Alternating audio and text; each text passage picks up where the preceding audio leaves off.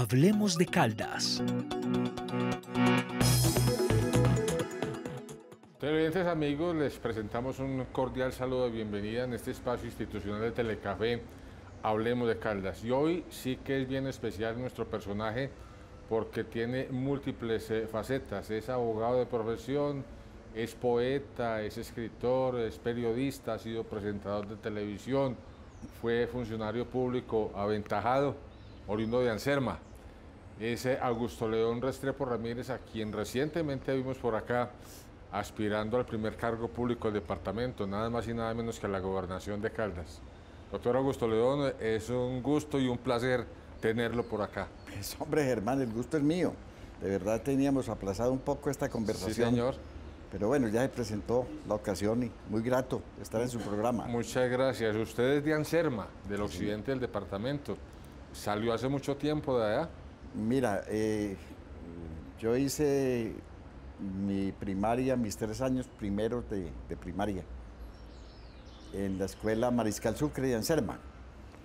Y vine a hacer cuarto de primaria al colegio de Nuestra Señora de Manizales, donde terminé mi bachillerato. ¿Interno? Estuve un par de años interno ya en bachillerato. En primaria pues obviamente no había internado. Y desde luego pues es mi colegio, mi alma mater del bachillerato. Entre otras cosas creo que ya se encontró con Humberto de la calle Lombana, quien creo que también es condiscípulo suyo en la Escuela de Derecho de la Universidad de Caldas. No, pues Humberto es mucho más joven que yo. Yo fui compañero desde primaria hasta terminar el bachillerato con su hermano Mario de la calle Lombana. Lo que pasa es que luego coincidimos con Humberto en el gobierno del doctor Óscar Salazar Chávez, cuando fue gobernador de Caldas. Y él era el secretario general de la gobernación y yo era secretario de Hacienda, pero le cuento que nuestra amistad es de mucho más vieja data, porque yo tuve ocasión de estar en la primera comunión de ellos. ¿Ah, sí? Mario y Humberto hicieron la primera comunión, ellos vivían en el barrio Versalles. Campo Hermoso de Manizales, y obviamente como yo era pues condiscípulo de Mario, estoy invitado a la piñata y al helado que ofreció su señor padre con ocasión de la primera comunión de ellos. Bueno, habló usted ahora, mencionó al doctor Óscar Salazar Chávez, gobernador de Caldas, vivo, ansermeño también como sí, usted. Sí, señor. Óscar es una de las glorias pues, del departamento, que no solamente fue gobernador, sino magistrado de la Corte Suprema de Justicia y ministro del Trabajo de Belisario Betancur. Y es una persona que ha sido prácticamente el mentor de una generación pues, que se ha destacado algo en la administración pública. Se pudiera decir él fue el mentor de Humberto. Humberto recibió los primeros estímulos, tanto de carácter administrativo como de carácter personal, por parte de Óscar Salazar Chávez, y Humberto lo reconoce así. Se pudiera decir entonces que Salazar Chávez y usted son los ansermeños más ilustres en la historia, o por lo menos los mejor colocados. No, también ha habido muy bien colocados. Mire, yo recuerdo que a nuestro amigo Jaime Giraldo Ángel, ex ministro de Justicia, una destacada figura de la inteligencia nacional. La biografía de Jaime es una biografía muy importante. Lo que pasa es que pues, se pierde en la memoria de los tiempos, ¿no? Y siempre pues, no falta... y es muy importante que usted, Germán, que tiene este programa de televisión y que me ha anunciado por fuera de micrófonos que va a hacer una serie sobre personajes destacados de Caldas, muy importante ese rescate de esos personajes, porque uno de esos personajes puede ser Jaime Giraldo Ángel, tiene una biografía muy extensa y no solamente aquí sino en el exterior, y es padre de la justicia de ahora. Es decir, es el gestor. Acuérdese que a él le tocó como ministro de Justicia cuando los episodios de Pablo Escobar. Usted tuvo que ver mucho con los comienzos, con los albores del Festival Internacional de Teatro aquí en Manizales. Uno de sus amigos, si no estoy mal, era Carlos Ariel Betancur, que también fue cofundador prácticamente de ese evento. Claro que sí, hombre. Carlos Ariel fue quien trajo la idea. Alguna vez conversando con él, me dijo pues que estaba un poco desperdiciado el Teatro de los Fundadores, que por qué no se pensaba en ponerle una utilidad que él había visto en Buenos Aires. Él estudió en la Argentina unos años de medicina y había visto tal vez en la Universidad de Córdoba un festival de teatro universitario. Y él trajo la idea de que se pudiera hacer ese teatro universitario, ese festival de teatro universitario, como lo fue inicialmente el Festival de Manizales, en esta ciudad, aprovechando las instalaciones del Teatro de los Fundadores, que eran una de las más modernas de Sudamérica, si no la más, en ese entonces. Entonces, pues yo era muy amigo y lo soy, de Emilio Echeverry Mejía, que era secretario de la Cámara de Comercio, y de Hernando Yepes Arcila, que era secretario de la universidad, y se empezó a madurar la idea y recibió el auspicio maravilloso y permanente de la Asociación Colombiana de Universidades ASCUN, que era dirigido por Jaime Samín Echeverry. Entonces, ese fue el principio. Pues, luego la historia puede ser muy larga. Mire, olvidé preguntarle en la Facultad de Derecho de la de Caldas, donde usted estudió, ¿con quiénes se encontró? ¿Quiénes fueron sus condiscípulos? ¿Quiénes eran sus amigos? Bueno, allá hicimos un círculo de amigos muy estrecho, cuya amistad todavía permanece, a pesar pues, de que en algunas ocasiones la actividad pública y política nos ha distanciado. Pero, por ejemplo, compañeros míos de promoción propiamente, están, por ejemplo, el magistrado de la Corte Suprema de Justicia, Héctor Marín Naranjo. Está el profesor Diego López Torres. Está un profesor también de la Universidad de Caldas, ya fallecido, Baltasar Ochoa Restrepo, un destacado penalista. Bueno, y así, y de otros grupos, pues mi amistad permanente con el doctor Omar Yepes Alzate. Él iba un año más adelante que yo, y tuvimos un grupo de amigos que hicimos no solamente política, sino mucha actividad literaria y de carácter cultural. Allí conocí a Jaime Ramírez Rojas, allí conocí a Hernando Salazar Patiño, a Eduardo López Estrada, y Humberto de la Calle. Cuando nosotros estábamos terminando carrera, pues Humberto estaba empezando. Todos los viernes a las 7:30 en Telecafé pasa Hablemos de Caldas. Hablemos de Caldas.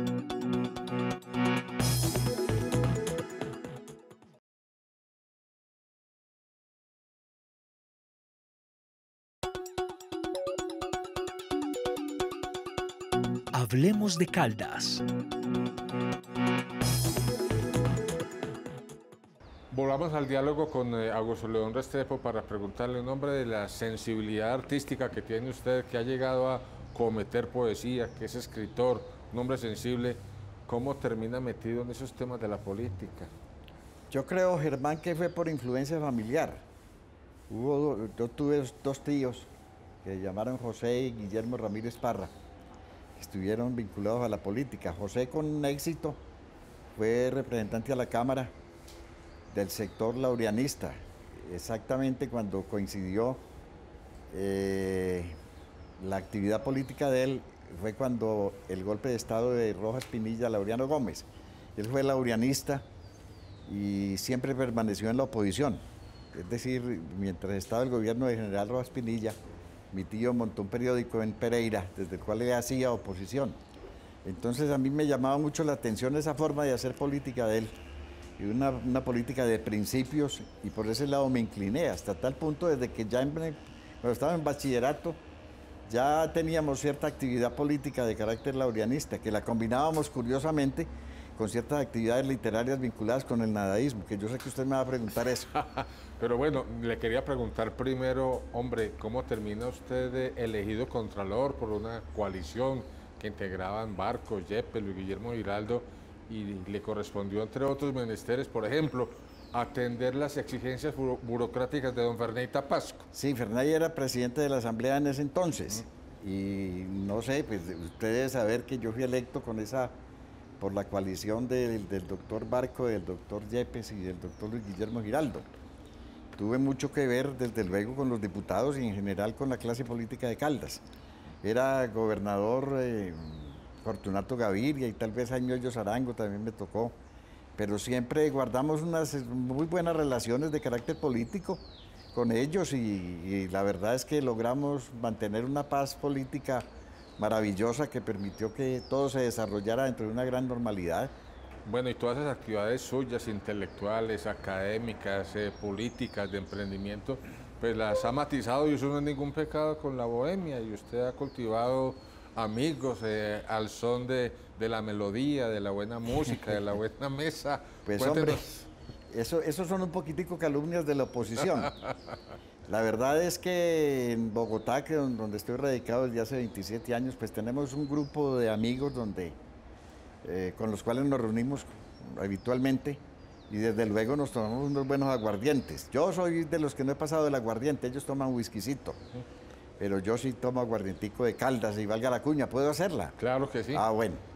Entonces, eso me ha permitido pues tener una vida intelectual bastante agitada, dijéramos, alrededor de la bohemia, pero no una bohemia pues escandalosa, ni tampoco pues de crápula, no. Eso fue una bohemia de conversación, porque yo creo que alrededor de unos buenos tragos y una buena conversación la vida se hace mucho más amable. Usted está metido en unos núcleos, en unos nodos de poder importantes en Bogotá. ¿Cómo se mira desde el altiplano cundiboyacense el discurrir de esta apacible Manizales que ha tenido cambios significativos en los últimos años? Pues hombre, la verdad es que pues yo vine a aspirar a la gobernación de Caldas con el ánimo, obviamente, de reencaucharme un poco en la política caldense. Pero después de ese fracaso, que tampoco fue un fracaso rotundo, ¿no? Obtuve como 72.000 votos, una A cosa usted lo así. venció Julián Gutiérrez, ¿no? Julián. A propósito de eso, hicimos una campaña muy interesante porque a pesar de la acritud y de lo crispada que es la política, logramos hacer entre los tres candidatos de esa época, Eugenio Marulanda, Julián y yo, una campaña bastante interesante desde el punto de vista del respeto recíproco y del manejo de unas ideas con tranquilidad y sin desasosiego, no como esta cosa de ahora tan terrible y en donde yo no recibí, por ejemplo, ningún ataque por parte de nuestros contrincantes, ni de parte mía hubo ataques personales contra ellos. Eso fue, yo creo que un verdadero ejemplo de lo que debe ser la política. Mire, los mayores como nosotros y los jóvenes mucho menos han oído hablar, nosotros ya no recordamos, y los jóvenes nunca han oído hablar del nadaísmo, una corriente literaria o un estilo de vida con la que apareció de pronto hace muchos años, en la década de los 60, un loquito que llamaba Gonzalo Arango. ¿Qué era eso del nadaísmo? Pues bueno, eso tendríamos para conversar largos ratos, pero le cuento una cosa, en ese entonces yo estaba apenas terminando bachillerato, estaba en sexto de bachillerato y apareció el nadaísmo y con mi primo William Ramírez Tobón, con un destacado profesor universitario en París, en Lovaina, desde hace muchos años, César Botero González, y tal vez con Mario Escobar Ortiz, que usted recuerda, periodista de La Patria, Claro. y con Olga Lucía Orozco y con una serie de Herman de los Ríos Tobón. Tal vez Alba Lucía. Alba Lucía. Que fue directora de la DIAN. Alba Lucía Orozco Jaramillo, hija del poeta Camilo Orozco. Claro. Entonces, pues simpatizamos con ese movimiento porque nos parecía iconoclasta y que además porque rompía los moldes tradicionales de lo que había sido, llamemos la cultura caldense con el grecolatinismo. Nos rebelábamos contra esa forma ampulosa de hacer discursos y de escribir, y simplemente fue una rebeldía importante, en donde logramos publicar algunos artículos, algunos poemas con tendencia nadaísta. A De la Calle lo acusan Sí. de haber sido nadaísta, pero también él mismo dice que fue monaguillo. Aquí prácticamente Néstor Gustavo Díaz tal vez y Mario Escobar Ortiz fueron como los más abanderados del movimiento, pero que fue un movimiento literario con una iconoclastia bastante marcada, donde atacaban valores tradicionales tanto de la literatura como de la religión y de la política, etcétera. Desde 1922 aproximadamente, La Patria es un periódico muy influyente, muy importante para los caldenses, tal vez en materia de periodismo escrito, el principal medio de la región. Usted tuvo la oportunidad de dirigir La Patria, un encargo que le hizo José Restrepo Restrepo. ¿Cómo terminó usted siendo director de La Patria? Pues eso me lo han preguntado muchas veces y la respuesta que yo doy es la siguiente. Es uno de los altísimos honores que me ha concedido a mí la vida porque pues no soy de la familia Restrepo de los propietarios del periódico, como usted lo decía, pues yo nací en Anserma. Mejor dicho, yo soy de los Restrepo negros. Entonces fue una sorpresa. Lo que pasa es que yo empecé a colaborar con el periódico La Patria muy joven. Yo tenía una columna con el seudónimo de Fray Rodín, que la publicaba 2 o 3 veces a la semana. Entonces al doctor Restrepo le interesó esa forma de escribir y me llamó una vez que hubo una crisis en el periódico, que es una historia que algún día se la contaré, Germán. Me llamó a Bogotá y me ofreció la subdirección del periódico. Me dijo que consultara con los amigos, consultara con la señora, etcétera, que porque no me ofrecía nada fácil. En efecto, usted sabe que el periodismo es el más bello oficio del mundo, pero tal vez uno de los más difíciles. Entonces, pues a mí me entusiasmó la idea. Yo de todas maneras siempre quise tener esas posibilidades periodísticas y recibí la subdirección con muchísimo gusto, que me llevó posteriormente a la dirección del periódico. Todos los viernes en Telecafé hablemos de Caldas. Hablemos de Caldas.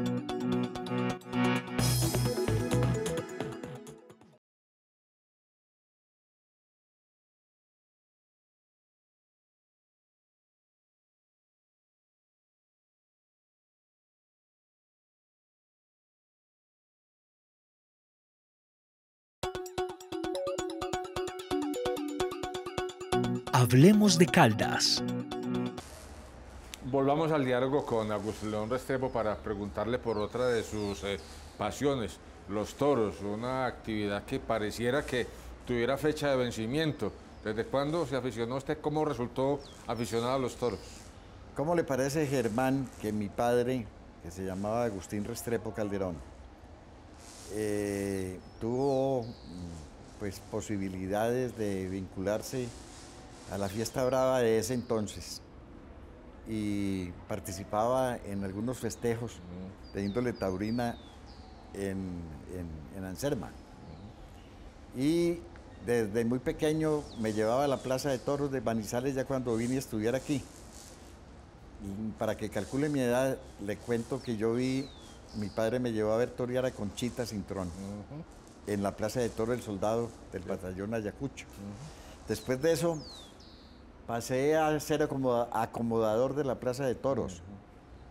Hice parte de unas peñas taurinas, una peña taurina que se llamaba El Clarín, y ya como periodista tuve una columna, Los Toros de Quinta Página, con el seudónimo de Fray Rodín.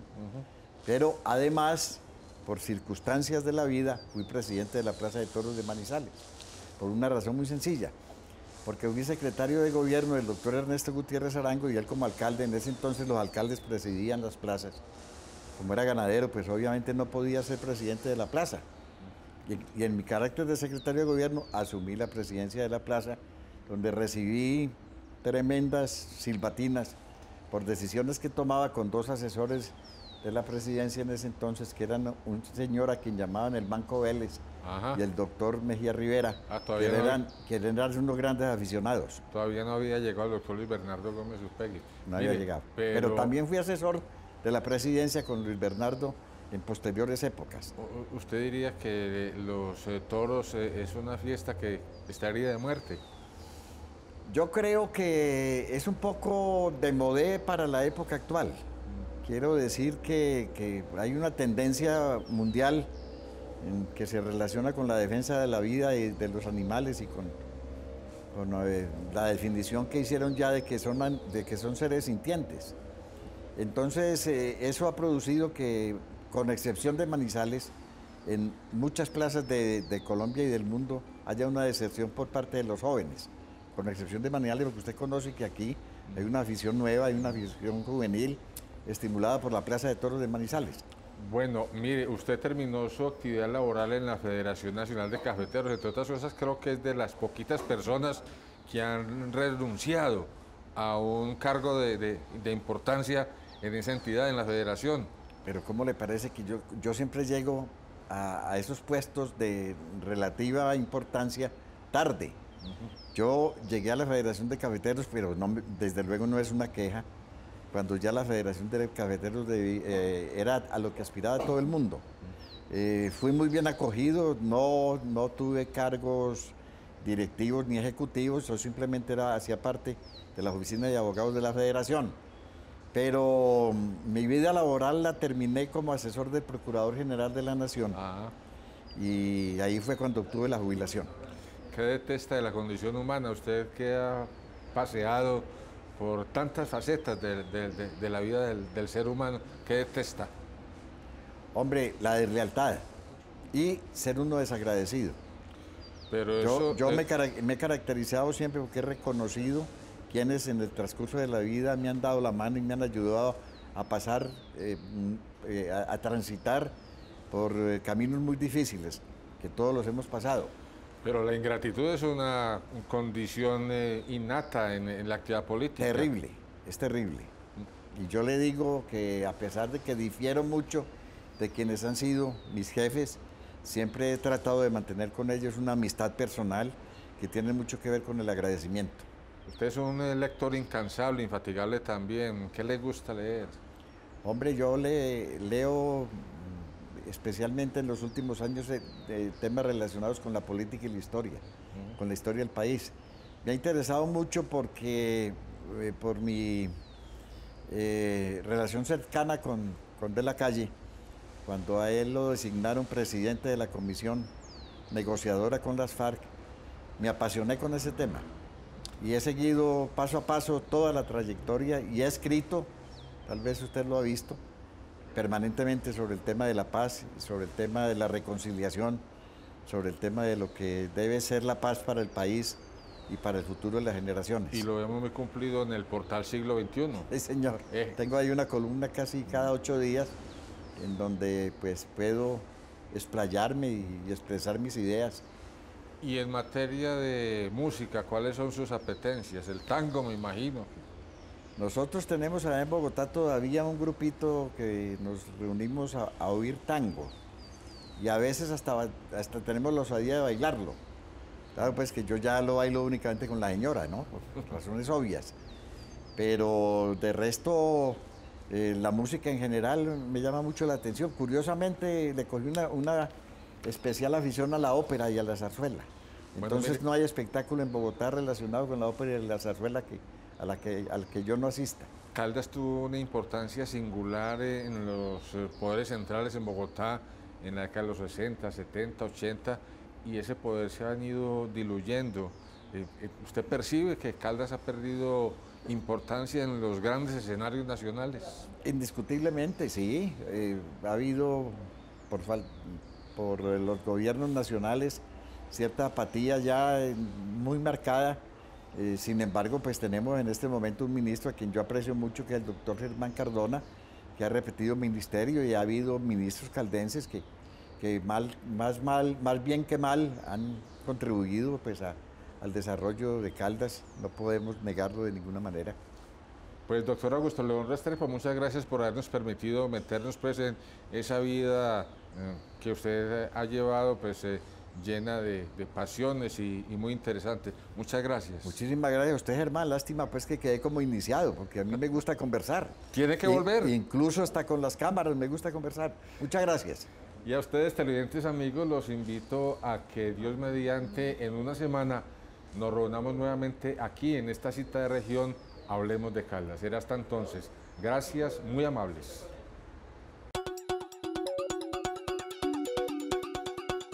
Hablemos de Caldas.